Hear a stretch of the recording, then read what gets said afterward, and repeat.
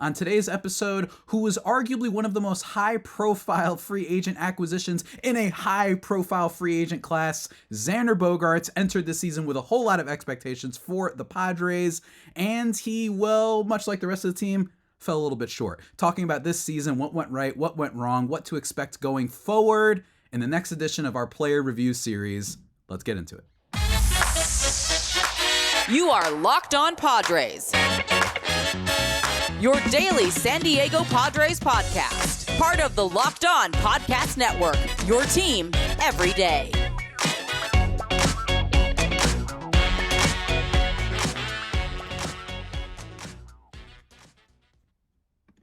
Greetings, ladies and gentlemen, and welcome to another edition of Locked On Padres podcast, which is part of the Locked On Podcast Network, your team every day for Wednesday, October 11th. As always, I'm your host with sometimes, occasionally, but certainly not always the most, Javier Reyes. You can follow me on Twitter at Javipeno, Javiipeno. I know a lot of you follow me on there already, but still go check it out. I'm going to tweet a little bit more about the Padres, I think, especially going forward, and the baseball playoffs. I've been quiet on Twitter lately, but you can also follow. You can also follow me on at @LO_Padres for only Padres related tweets. And then of course, check out the old YouTube to see me rocking the City Connect of an infamous Padre, of course. But again, I love this shirt. It gave us good luck. As always, guys, today's episode is brought to you by someone, and today it's FanDuel. Every moment must be made greater, you know? And that's what FanDuel does. Make every moment more. Right now, new customers can bet $5 and get $200 in bonus bets, guaranteed. Visit FanDuel.com/lockedon to get started. And today's episode, let's get started with this episode already. I mean, geez. Today's episode, next player review for the 2023 Padres is Xander Bogaerts. I've already done one already, and I cheated a little bit because this is usually an off-season series. You might even see them done on Locked On across other podcasts. It's just nice. I like dedicating time just to one player, especially for a team with as many interesting, fascinating players to discuss after this year, and so many stars and so many important players that I think it works a lot. There's not just one or two or even three or four. There's 8 guys, or probably more than that we're going to talk about, and a couple of groupings as a whole, maybe bullpen and bench pieces as well. But for today, we're talking about the biggest one, in my opinion, heading into the season. Arguably the biggest storyline for the Padres heading into the season was Xander Bogaerts signing on with the Padres in the offseason. It was a surprise to a lot of people, myself included.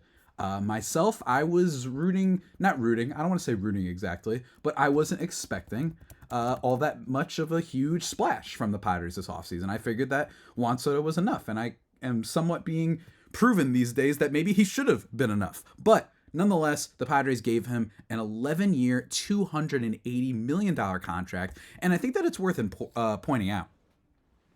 I don't know if this adds on to everyone the psychosis of Padres fandom and how they felt about Xander Bogaerts' 2023. I wonder if it was slightly impacted by the reports and rumors that they had made offers or were at least courting Aaron Judge, and that they had made offers to Trey Turner. That one, it seems like I heard a little bit more concrete detail.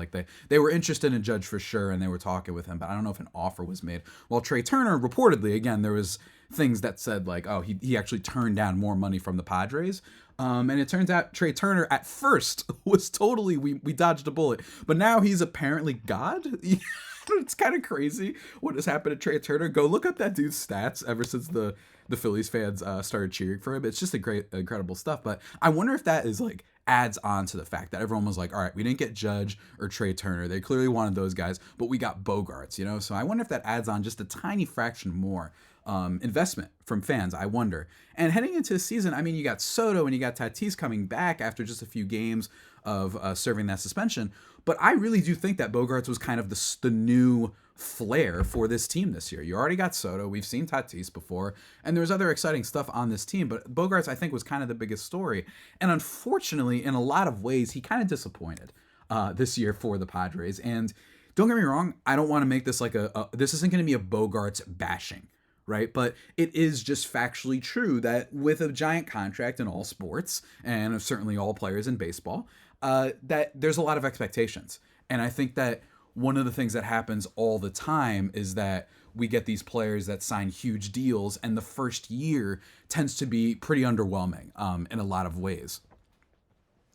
And Bogaerts wasn't excused from that. Now, that is one of the great kind of silver linings about this whole deal, is despite his season, which we're going to get into on a more concrete detail in a second, despite this season, it is still year one of an 11-year deal, and we've seen guys struggle. Corey Seager struggled a little bit for points last year. Marcus Semien was awful, especially if you had him in fantasy baseball last year, and then he bounced back. Same thing for Seager. We saw Francisco Lindor really struggle with the Mets his first year, especially from an offensive standpoint. His defense kind of carried him. That's always been his calling card. As you all know, I support my Puerto Rican players, which shouts to Carlos Correa.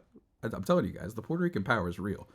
Guy has like a 1,200 OPS in the playoffs. He was terrible this year with 1,200 OPS in the playoffs. But Francisco Lindor was another one. I can go back and say someone like Justin Upton when he signed with the Angels. I believe it was his first year. You can bring in Anthony Rendon. There's plenty of players where that first year is like really rough. And you have to keep in mind that with these expectations, you got to remember, this guy was not only joining a new team, but he was joining the National League. And I think that is an under-discussed thing. I imagine that there's some baseball, America, baseball prospectus, and really smart people who will tell you that it actually doesn't matter, or here's the stats on players who change leagues, and it doesn't show that they struggle all that much. Maybe, but not all those players get giant contracts. And I do like to take into account the human perspective of all this thing. Like giant contract, new place, much farther from Boston, right? Like he's been living in Boston for a while. He'd been with that team for a while, one of the most consistent bats in the league. And then you're going to San Diego and you face all new pitchers for the National League. And on top of that, you have the weird stuff with the Padres culture, which we've talked about in this podcast a lot, with their clubhouse and the organizational reports, all that stuff. But, I just think that those things need to be taken into account in a larger scale. And I think that despite what I think is the consensus about Bogaerts' season, which was it was a disappointment, I think it was, but in a lot more intricate of a way. I think Xander Bogaerts' stats in a vacuum were actually quite good. They were pretty decent. Despite the fact that he put up a 4.4 F4, that's actually better than that 2021 mark that he had. And if you talk to any Boston fan from back then, they were singing his praise like he was the next best thing since sliced bread, despite having like really horrendous defensive stats, I'd say. For Mr. Xander in that season, let me see, 2021, he had -5 defensive runs saved and -10 abouts above average. Last year, he improved and he has his best season to date, 5 defensive runs saved and 5 outs above average over at shortstop. And he puts up his best season, then he signs with the Padres, and I think many people were probably expecting a 6-WAR season. Instead, he put up 4.4, 285, 350, 440 slash line with a 120 WRC plus is perfectly fine. And actually, quite literally, you could go back to what I talked about the signing. That's what I predicted. That's what I thought we would get. In fact, I thought this is what we would get from a lot of players, except for Soto. I thought Soto was going to be the one that, if he just cleaned up his defense, that he would be like a potential 6.5 win player. He wasn't, not quite, especially because of the defense. But with Bogaerts, in just that like peripheral, like just the exterior thing, the WRC plus, the batting average, the overall F-WAR, I think that he kind of lived up to my expectations in a lot of ways. But there was other things, obviously. There's other things, and we're going to talk about those things in just a second, guys. But before we do that, ladies and gentlemen, we got to talk about the good homies that we already mentioned at the top of the show over at FanDuel. Ladies and gentlemen, look, you got to love FanDuel. You know what FanDuel is? We booling. FanDuel.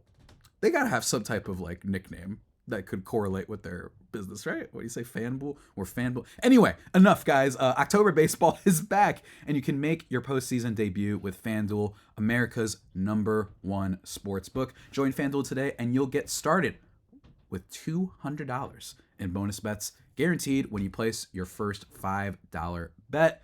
Just visit FanDuel.com/lockedon to get your new account set up and created and manufactured and put out into the world. Then you can get in on the action from the first pitch until the final out of that lovely Game 3 when the Dodgers get eliminated. You know what I mean? I gotta sneak that in there. It is a Padres podcast after all. And if you don't want to wait the whole game to get a W, predict what will happen in the next at bat with quick bets.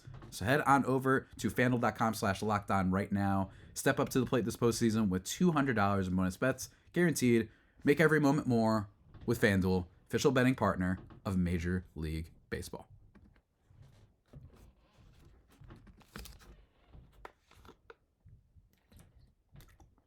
And we're back, everybody, here on the Locked On Padres podcast. Be sure to go check out SiriusXM for play-by-play when the Padres are playing, and of course, to play my podcast if you would like. And of course, thank you for making us your first listen every day, free and available on all platforms. We're back. Sorry for the little bit of delay there. I had like my usual water break that I take because I talk too much, and it's only me hosting the show in my lonely basement, just talking into a camera. I get thirsty and I forgot to like uncap the bottle, so I panicked for a second, man. That was frightening. Thankfully, we aren't live or anything like that, right? Let's continue discussing Bogaerts. And I think that the biggest thing here that needs to be brought up, there are some minuses, obviously, from a batting perspective. Last year, Xander Bogaerts had a 133 WRC+. Plus. This year, a 120. That's not good.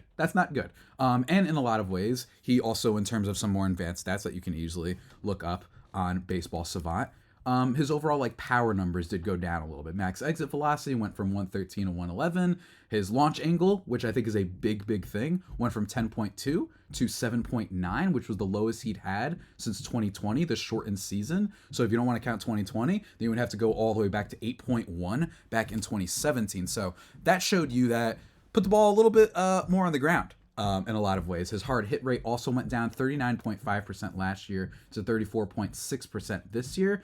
That's a little concerning and is the biggest thing, arguably, when you look at hard hit rates and stuff like that. That's definitely the thing that I would be most alarmed about. If you're someone like me, and we'll get into this a little bit later, who's pretty bullish on Xander Bogaerts potentially bouncing back next year. I really think that he's going to do it. But a lot of these numbers, they did decline. Even his walk rate declined a little bit, 18.7 to 16.5.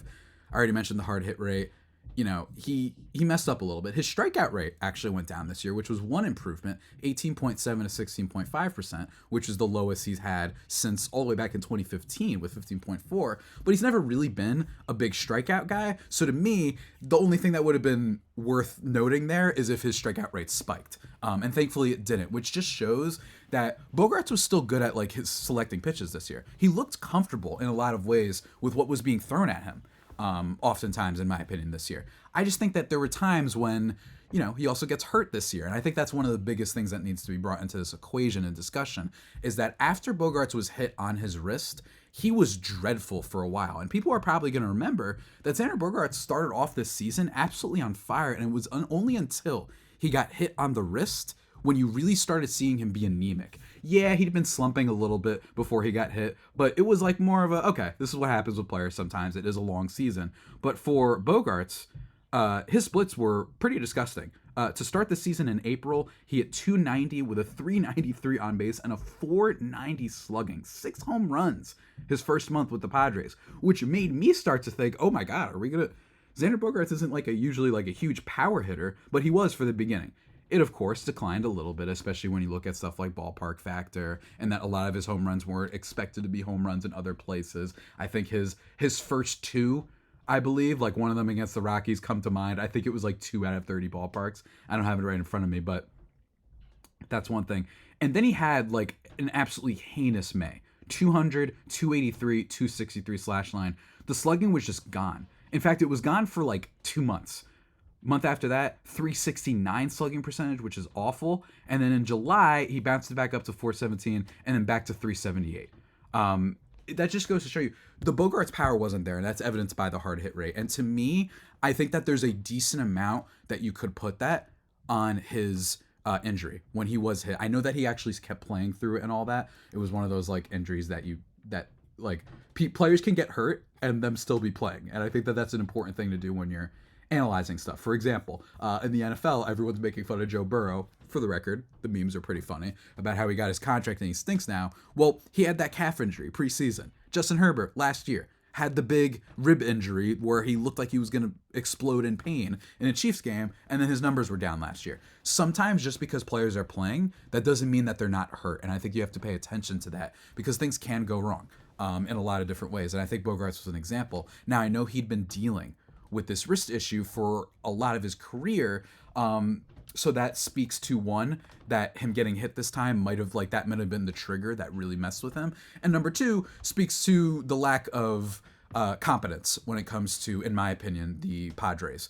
For them not to figure out how to deal with this and or place him on the IL and or have a replacement that is tolerable to place at shortstop if you had to place him on the IL. I was very confused by that, and it's arguably the thing that about Bogaerts that is not even his fault necessarily that frustrated me the most this year, where there was just times when I was like, why is he not on the IL? Why was there literally nothing done? This part can be blamed on Melvin. Why was he not moved down in the order? Just for a second. I know he's Xander Bogaerts and he's great, but there was just times throughout the season, especially when we got into July and August, where I was like, I don't know, just like slot him down there for a little bit. Like, let's just try something out instead of blindly showing loyalty to superstar players who are great, but just because of what they did in the past. So that was something that I really strongly disagreed with.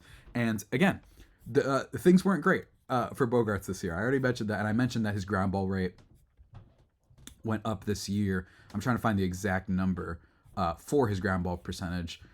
In 2022, it was a 46.6%. Year before, it was only 40.2%, granted in a small season. This year went up to almost 50%, 49.8%. And that's not good. That's not good. But I don't think it was enough of a spike to freak me out. This is a ground ball type of hitter. He's a base hit guy in a lot of ways. And if you just look at his baseball savant, things were down this year. But I think that it's fair to say that Xander Bogaerts has, for a decent number of seasons in his career, outperformed his peripherals just a tiny bit when it comes to his hard hit rate. He hasn't had always great seasons, so there is concern there. But to me, what I like more than anything about this season is that he was not chasing pitches. He was not striking out a lot. He had a decent walk rate. He at least had some things that he did quite good, in my opinion. The defense wasn't always totally there, but it wasn't as bad as it was in previous seasons. For those who don't know, I mean, I mentioned it before already. He was a pretty bad defending if you like looking at defensive runs saved and outs above average. In like every year, he was in negative. And then last year, he had 5 and then an outs above average mark of 5. This year, he had a -4 defensive runs saved, but a positive 3 outs above average. So what that tells you is that, and defensive runs saved and outs above average are a little complicated in terms of what you should use them for. I think that people tend to like outs above average more for outfielders, and they don't like using defensive runs saved in that situation. So it goes a little bit back and forth in my opinion, this particular area. But outs above average, I think more often than not, is a better statistic for judging these things. In my opinion, you can have a player, especially in the outfield, so like Jurickson Profar is a great example, where if you get a crap ton of outfield assists, that might not be showcasing your ability to cover a lot of ground, your speed, your catching ability, and outfield assists are also predicated on you throwing a runner out from the outfield, which isn't necessarily like because you made a good play. It can be, certainly. Tatis had a lot of them this year, but I think sometimes it suggests, well, maybe that guy should not have been running in the first place. So you're lucky that he ran in the first place. Again, baseball gets really nerdy and ridiculous, but bottom line, Bogaerts was at least okay defensively. And I do wonder a little bit that, hey, Kim was running all around the infield. Bogaerts might not have had like the greatest arm strength in the world, but he had decent range and he was able to get out there and make decent plays. I was perfectly fine with Xander Bogaerts' defense this year, if we're being perfectly honest. He was in the 82nd percentile in outs above average with his range. His arm strength was in the 24th percentile, which speaks to my concern there. But all in all, I think a solid defensive performance. The real thing, ladies and gentlemen, that killed Xander Bogaerts' season is obvious, and that's runners in scoring position. And this is both an insult and something to be optimistic about if you're a Padres fan. Oh yeah. Optimism, baby. That's what we do out here on the Locked On Padres podcast. But before we talk about the optimism and everything about Mr. Xander Bogaerts going forward, let me just take a second to tell you about our friends over at Jace. That's right, Jace Medical, ladies and gentlemen. The Jace case provides 5 life-saving antibiotics for emergency use. All it takes to get a Jace case is fill out a simple online form and, in some cases, jump on a quick call with one of their board-certified physicians. Get ongoing care from their physicians on any treatment-related questions. Doctor created, doctor recommended. And look, it's good stuff. It's good stuff. Solving the pain with Jace Medical, it's really cool. And I think that, in times like these, supply shortages, the what's the unpredictableness, there we go, of this whole, situation we're in, especially post-pandemic and all that stuff. It's important to be able to get the life-saving antibiotics that you need. And as always, guys, because you're listening to this show, we got a little bonus for you. Get $20 off on these life-saving antibiotics today from Jace Medical by using my code LOCKEDON at checkout on Jace Medical, and that's spelled JASE medical.com. Everybody, go check it out.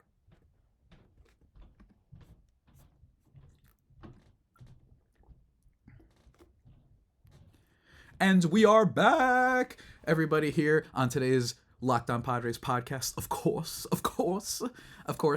as always, thank you for making us your first listen every day. Free and available on all platforms. Go check out SiriusXM. Go check out the channels and all that stuff. Blah, blah, blah, blah. You know what it is. Let's talk about the optimism through the lens of something negative, and that is Xander Bogaerts' runners and scoring position stat. This is a thing that you've heard all year. You've heard it all year. The literal pinned tweet of Locked On Padres is an edit of my logo for this podcast, for Locked On Padres, that says "Left on Base Padres Podcast."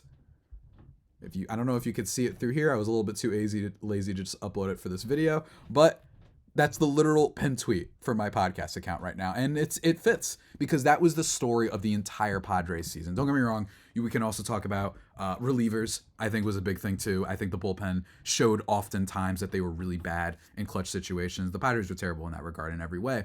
And Xander Bogaerts was infamously bad with runners in scoring position this year. He hit only a paltry 191, weird adjective to use there, but 191 with runners in scoring position, and there was only 23 players in all of Major League Baseball that were worse. Now, don't get me wrong, there are some numbers on here that will freak you out even more, so you have to stay in your seat for just a second, ladies and gentlemen.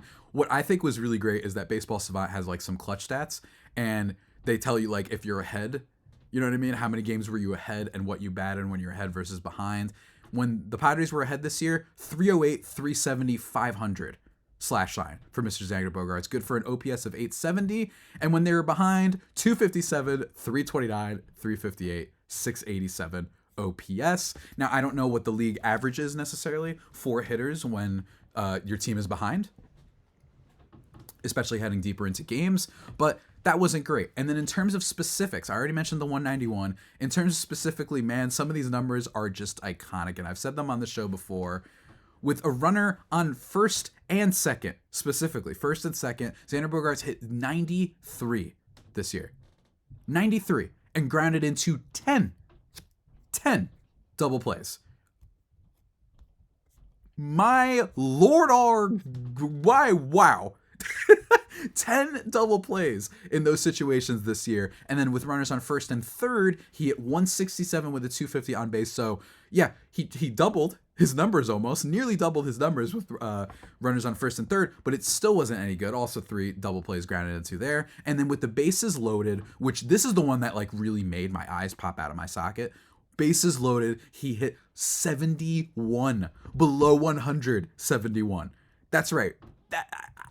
First and second, 93, first and third, 167, and then bases loaded 71. That's Hall of Fame caliber stuff right there from Xander Bogaerts, and that was the case with them all year.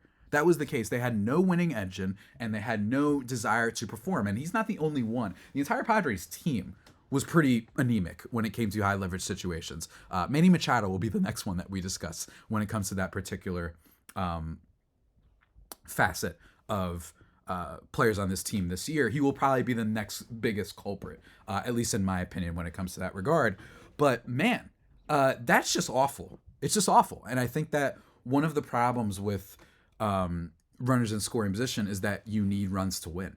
So when your player doesn't drive them in, you're going to look a lot worse. And I think that's the big thing here, which is why I know that there are some people, myself occasionally included, who like to pump up their team. You're going to get a lot of stuff on Twitter where they're like, oh, Bogaerts was so bad, huh? Well, let's compare him and Trey Turner. Oh, well, if you look up this, Trey Turner's WRC plus in total this year was really bad.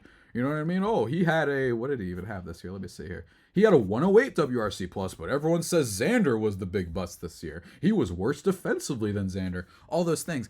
But it is really important to bring up that just looking at the WRC plus and the F4 is not going to tell you the full story. And that's why watching Bogaerts this year, I feel like when you look at the numbers, that just the strict slash line in WRC plus for him, you're like, that's not that bad.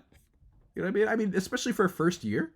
It's not the worst thing I've ever heard in my life. You know what I mean? And it's true. It's not the worst thing ever. It's just that for a season that featured so much just zero clutchness for a guy that was hitting at the top of the order for basically the whole year, to only put up 58 RBIs is insane in 596 at-bats. Like, that's just like really inexcusable, and that's why this season was such a nightmare for Bogaerts, right? And don't get me wrong, again, RBIs aren't a great statistic all the time, because your team might just be bad. He had 73 last year and 79 the year before. So this isn't necessarily his game, but you know, he's had years where he had 117 RBIs, 103. RBIs, in my opinion, only useful for game day recaps and for if there's an extreme. Like you want to, because if you're just a casual observer and you just want to look at a quick stat, if someone has more than 100 RBIs, it's like, oh, that means they were probably a little bit more clutch this year. Probably. So it doesn't tell the full story, but it tells you a little bit about how they performed when it came to their duties as a top of the order batter, right? It's complicated. All in all, I'm not saying RBIs are like something you should look at, but it's just funny that like in fewer games than Xander Bogaerts this year, Gary Sanchez had infinitely more RBIs, at least in terms of an on pace sort of way.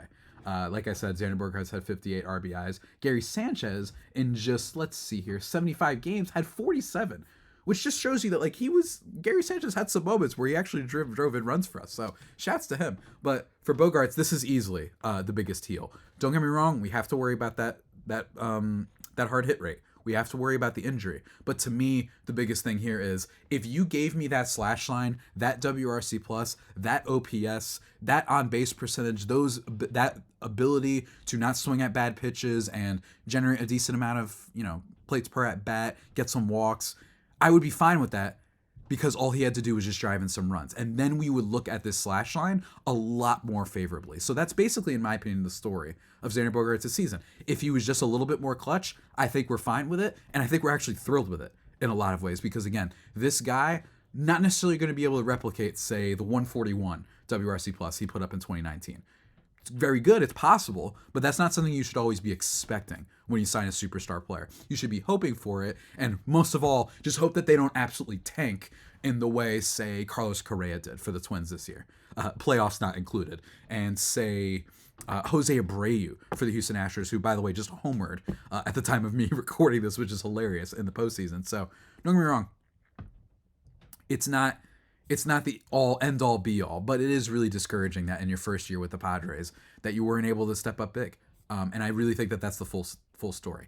Thankfully, there are some reasons to be encouraged. Number one is what I was just talking about, runners in scoring position. It is often not something that you can use to judge players going forward, particularly in baseball. And I think that one of my, let's show examples on both ends of the spectrum. In terms of, let's look at, I'm not saying it's useless to use clutch numbers and stats, but it can often be just not a good way to judge how someone's going to do in 162 games. But it's more of a thing that you use to discuss like legacy. I know that's an overused word in sport, but like who has had the best career? I think there's a best career difference between career versus overall skill and production from a player. I know that sounds weird, but that's a discussion for another time when I get into esoteric baseball topics, right? But for Bogaerts, going forward, these things usually don't translate. Last year, Manny Machado was extraordinarily clutch. And then this year, he wasn't, right? This is just some things that it breaks down this way sometimes. People just have off years. That's the thing. You're allowed to have an off year. Sometimes we don't have to look into this and say, wow, what does this mean going forward? Especially me, who's not particularly smart and know everything about baseball. You don't have to use this as some grand indictment or grand statement about a player going forward, right? Sometimes it's just, had an off year. People are human. They're not robots, and that's why we play the games. You can't just put everything up to chalk, right? So that's what I think happens there. They don't translate. And on the other side of things, I remember Pablo Sandoval. You guys probably remember him too. The panda, the Kung Fu Panda. for the San Francisco Giants, that he was a playoff superhero. And then the Red Sox paid him a crap ton of money, probably because he had that vibe, that aura of just being this dynamic performer who always shows up. And he was notoriously awful for the Red Sox. So you got to be careful with that stuff. And in my opinion, shows you that if all he does is hit average with runners in scoring position next season, then we're in business. We're in business, ladies and gentlemen. That means that if even the slash line were to stay the same, even if he doesn't hit for too much power, although I will say what I did hit 19 home runs this year. More than the 15 he hit last year. That's a good sign. Granted, maybe they were a little bit lucky, right? I mentioned at the top of the show that some of his home runs at the beginning of the season, the ballpark factor said that they wouldn't have been home runs other places. But it's still nice that he didn't regress into, say, hitting, like 10 or 9 or not double digits. That would have been like, oh man, this is a little bit of a thing to monitor going forward. So he still was able to hit for a decent amount of power, and also stole 19 bags, which is kind of cool. He's still a decently effective base runner when he wants to be. Wasn't as much this year. He was in a negative 0.9 base runner if you go by Fangraphs, while last year was 4.7. Again, could talk more about that at other times, but that's the biggest thing in favor of him. These things usually don't translate to the next year. And if that happens, all of a sudden you're going to see that F4 go up because he had plenty of opportunities to drive people in, much like the rest of the Padres team. The next thing we want to talk about is he really killed it at the end of the year. And there's a lot of players that when you see them start to turn it on towards the end of the year, Francisco Lindor a couple years ago, I think was an example. I believe, who was it? Last year, Marcus Semien, who we talked about before, he was very good towards the end of last season. For the most part, he hit a little bit of hot stretch. Don't get me wrong, it is frustrating that Bogaerts hit a hot stretch in September after being so bad for so long, and after it felt like the team was already eliminated. But in September, in 25 games, 416, 464 on base, 673 slugging percentage. He had 10 doubles and 4 home runs. Drove in a decent amount of guys. His walk to strikeout ratio was great, 7 to 14 walks to strikeouts. He was good in that respect. That's awesome. So at least you got to see it.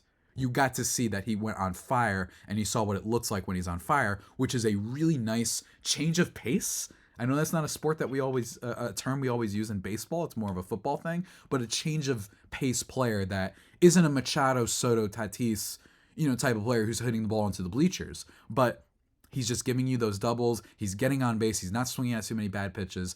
That's exciting, right? So he went on fire at the end of the year, and clutch stats don't tend to translate. And last, but certainly not least, he's Xander Bogaerts, man.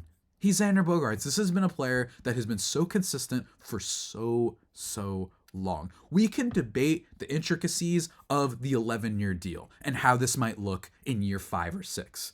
Or in certainly year 10 and 11. That's scary, and that was the big thing that I was saying when they first signed him was like, yeah, I didn't necessarily want a big contract being dealt out this offseason for 10 years. I know they overpaid for him probably to get him in the first place, but just in general, he's Xander Bogaerts, and this is the least statty thing that we're going to say on today's episode.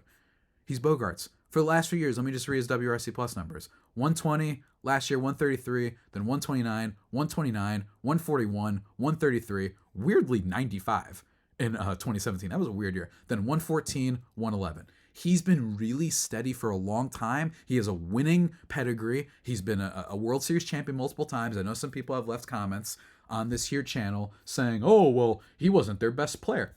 He was one of their best players when they won the World Series. At least the second one, he was one of their best players. The first one, he was like a rookie. Who cares if he wasn't good? You know what I mean? Like, Will Myers was amazing as a rookie. That doesn't mean you're going to be amazing going forward, and vice versa. So he's got that side to him, which I really like, and I think stuff like that matters. And we didn't get anything that was saying that he was some bad locker room presence. If anything, we got allusions to Manny being a bad locker room presence, right? So those are my 3 things about why he might be a bounce back, guys. Clutch stats do not tend to translate, at least in terms of the individual regular season. Sometimes in the playoffs it does. Go look up Manny's. Not great throughout his whole career. He's basically only had like 1 or 2 good playoff series. Low key. So don't look that up, guys, if you don't want to be sad. But this isn't basketball, right? Basketball or football, where you're like, yep, here's X team or X player. It's James Harden. He's going to choke. That always happens. Those things translate. We know that. In those sports, they tend to translate more and tell us more about those players' overall abilities. But in baseball, it's not good to do that. And after all this, still a 4.4 F4 season, which was better than that 2021 year when all the Red Sox fans were losing it and saying, oh my gosh, we got to take care of this guy and extend him. He's the future. And then they signed Trevor Story, and then that went away. But again, still all in all, I just think that this wasn't the worst season. He was not unique in his ability to not drive in anybody. This was not a unique thing with him. Obviously, the Padres were infamously like the worst in the sport at driving in runs when they were on base. So, like, basically Kim, Tatis, and Soto, for the most part, are the only ones that mostly stepped up, which stinks. It's rough. But that is just the reality, ladies and gentlemen. But I really do think that after this season, while it was filled with a lot of disappointment and hardly any good moments, I think that's another thing that I'm going to conclude on. He didn't have moments. Now, granted, barely anyone on the Padres did. Outside your Snell, a Ha-Seong Kim walk-off, right? Like, barely the, who was it? The former Rockies player that we had for, like, 2 games. What's his David Dahl. David Dahl had a walk-off for this team or a game-tying home run. Like, Bogaerts didn't have a lot of moments where you're like, wow, Bogaerts is a Padre. He didn't have a lot of those this year, which is, I think, adds to the fuel of why people were disappointed. But neither did basically anybody else. You know what I mean? So, like, that's not unique to him. Bogaerts' problems were not unique to him, and I really do think that he's going to get better. He's not old. You could still be excited about him going forward. And I think that his overall abilities aren't too predicated on power and raw athleticism or anything like that. So that suggests that he may age a little bit better than other players. Look at what the Rangers had last year. Look what they have this year. Expect Bogaerts to back next year. That is my verdict. But the final grade for Xander Bogaerts' season, I'm going to give it a B-. I don't think it's the worst in the world because of all the things that I mentioned with the injury and the fact that he just had like an off year when it came to driving in runs. But still, first year with a team, still would have liked to see a little bit more. And I think we will next year. In fact, I am guaranteeing it. Like the narrator of the Men's Warehouse commercials. I guarantee it. He's bouncing back next year, ladies and gentlemen.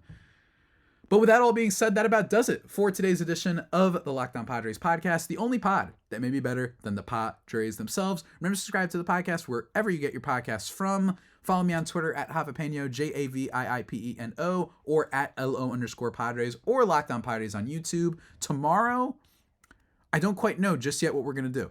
I don't quite know yet, but in terms of just overall future plans, going to be talking about my biggest questions for the offseason in total. Probably going to insert my quirky, dumb Javier Reyes fun questions in there. Going to be doing more player reviews. I think the next one probably has to be Manny Machado. He's going to be next. I'm waiting for Snell to get the Cy Young. I don't know. I'm just kind of waiting before we talk about him. All the rest of the players from Musgrove to Machado to Soto to Kim is going to be a really fun one. We're going to be doing that. We're going to be talking every now and then about the playoffs. We'll allude to them. I know there's been a big discourse about the playoff format. I'm actually writing an article for Just Baseball that might be up by the time you guys watch this, so you can go check that out. And roasting myself for bad takes, all sorts of fun stuff. Don't worry, we got plenty of other fun ways to keep the off season nice and spicy. Nice and spicy for you guys out there. And of course, as always, feel free to leave any questions you have. Say like mailbag in the comments, because I haven't done a mailbag in like a year and a half. So I think I'm going to do that. I'm going to try and do a mailbag again. Hopefully you guys respond. I'll put it out on Twitter and everything. So yeah, look forward to my mailbag bat signal. But until next time, stay safe. And of course, stay faithful. My Fire Faithful homies. Take care.